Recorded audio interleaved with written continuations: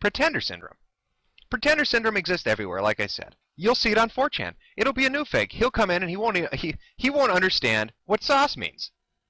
There'll be a picture, a porno picture, whatever. You know, I'll pick something somebody likes, whatever, and somebody will, say sauce. What's the source of this picture? This dipshit won't know what that means, but he'll regurgitate that word everywhere he goes. He'll use pedo bear, he'll use memes, he'll dance the dance, and he'll talk the talk, he'll lurk ad, and he'll read all the articles he can, and he'll build up this base of knowledge, and he'll act like he knows what the fuck he's doing. But the truth is he doesn't. He's never been there. He was there once. He just wants to seem like he knows what he's doing.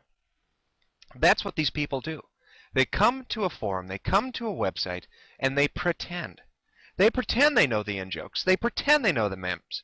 They pretend that they understand the culture. But they don't. They don't understand it. What they're seeking to do is use this knowledge like leverage.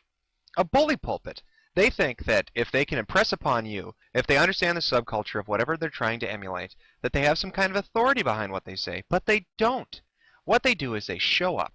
They make an impact. They post and they talk and they talk and they talk and they talk. They'll accumulate thousands, 2,000, 3,000 posts in a month. They will regurgitate everything they've heard on any other site. And they will use that as leverage to bully older members. They will use that as leverage to divide a community.